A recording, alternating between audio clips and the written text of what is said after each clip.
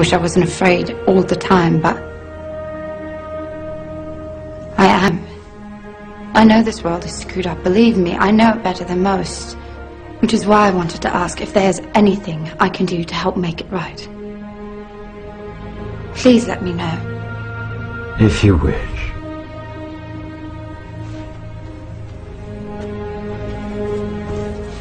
Very anniversum fisi.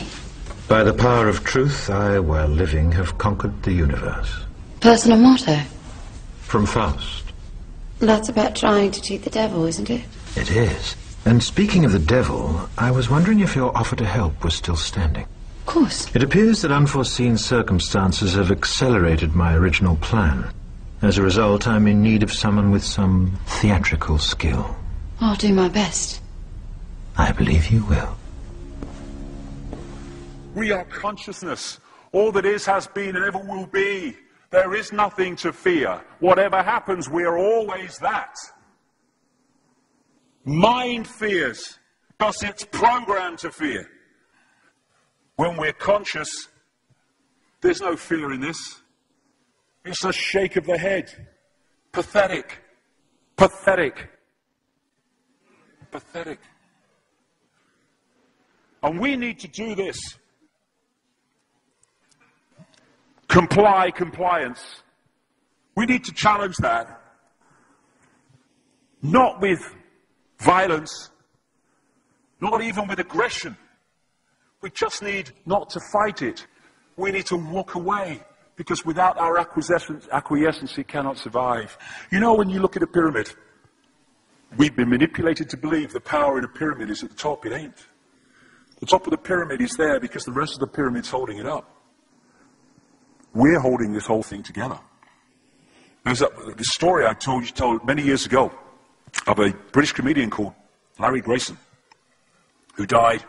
I kind of knew him vaguely, and not closely, but vaguely. I went to his memorial service in Covent Garden, and this other comedian did this tribute to his life in which he read out this story that Larry Grayson had told him.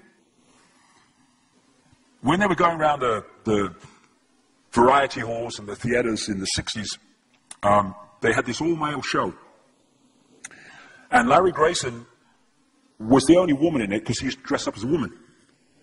And he said that the end of the show, the last scene, all the sailors, all the men came on dressed as sailors, and they were singing Rule Britannia. You know, Rule Britannia, Britannia rules the waves. Oh, I'm very pleased for you. Okay? And as it built up, Larry Grayson would come on dressed as Britannia with the helmet and the shield, and he would be manhandled up the side of this pyramid to the top for the big finish. And he said one night, he said things seemed to be going rather well. He said, and then I noticed that a sailor in the bottom left-hand corner had got rather a cough. And this cough got worse and worse and worse to the point where the sailor couldn't stay in the pyramid anymore and stepped out of it. Larry Grayson, symbolic of this elite at the peak of the pyramid, ended up in the second row. And the elite, the power center, had done nothing to bring about this. One sailor, the bottom of the pyramid, had got a cough. And the whole thing collapsed. And I listened to that and I thought, my God, yes, that's it. We, the powerless people, are holding the powerful people up there, and they know that. They're terrified of us realizing that. Do you remember that movie, animated movie, A Bug's Life? A Bug's Life with the grasshoppers? And what happened was, there was these ants, an ant island as they called it, and these grasshoppers used to come every year and take all the food, and the ants had to spend a whole year gathering the food together for the grasshoppers because they were terrified of the grasshoppers. There weren't many of these grasshoppers, and one day, they're in their winter quarters in a tree, these grasshoppers, and they've got all the food they need, and someone suggested among the rank and file grasshoppers that they didn't need to go to Ant Island this year because they had all the food they needed.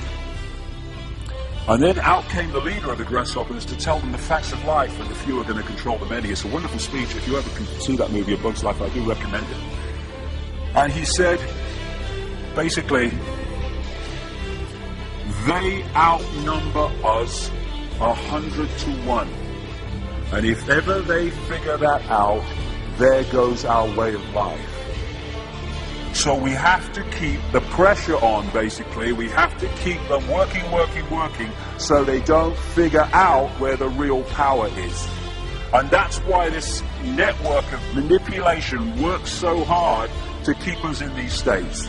Like I said earlier, what are people leaving foreclosed homes for? Foreclosed by banks that have caused the unemployment that lead to them having to leave their homes. Stay there, refuse to leave, make it difficult for them. Expose them for what they are. We make it so easy, the non-compliance. No longer will we just do it because we're told to do it. Is it just? Is it right? Okay, I'll do it. Is it unjust? Is it not right? I ain't doing it. We start to make the decisions on what we will and will not do based on our values and not some imposition from the dark suits. These people are gonna give me, grant me, or grant me not my freedom. I'm all that is. You can't grant me freedom. No one can grant me freedom. I am freedom. It's what I am.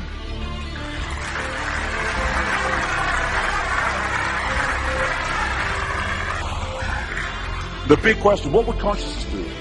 What would consciousness do in this situation? And when we ask that question, it really just changed the way we see the world. Not what would I do, mind, or frightened. What would consciousness do? You know, this is a great line. If it's not right, don't do it. If it's not true, don't say it. And what would transform this world overnight is if we started doing what we knew to be right in the situations we face, instead of what we think is right for us in the moment. Not what are the consequences for me, or what's the best thing for me, how do I get the best deal out of this? What is right? What is just in this situation? If we started making decisions based on that, the world would transform overnight. These are very simple things. If we want a world of peace, then we need to be peaceful. We don't need to fight for it. We just need to be peaceful, and we'll bring that about. If we want a world of kindness, we need to be kind, and then it will naturally unfold. We don't fight for kindness. As Martin Luther King said, it's a wonderful saying, piece of oratory. Cowardice asks the question, is it safe? Expediency asks the question, is it politic? Vanity asks the question, is it popular? But consciousness asks the question, is it right? And there comes a time when one must take a position that is neither safe, nor politic, nor popular, but one must take it because it is right. And when enough of us do that, what is right will manifest by definition.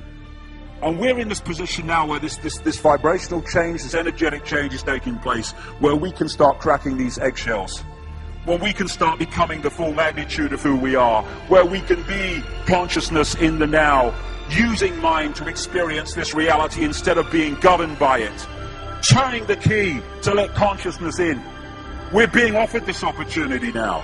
No longer can we say we didn't realize who we are, we didn't know we could do that. I was kind of waking up one day, and I saw this earth imprisoned, and I saw this big lock and a key going in and being turned. I went on the internet just very shortly afterwards. I was looking for a picture, not this one, and that's what I saw. The picture I'd just seen in my half kind of sleep. And that's what we're being offered the chance to do now, to turn the master key, called becoming conscious, that will bring an end to this.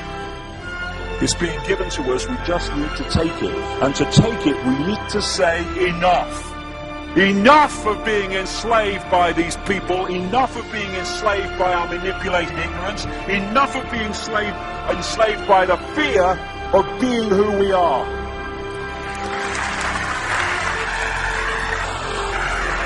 Enough! It is time to fly. It is time to fly.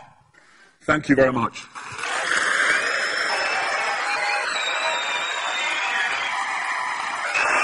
Thank you. Thank you very much. Thank you. Thank you. Thank you.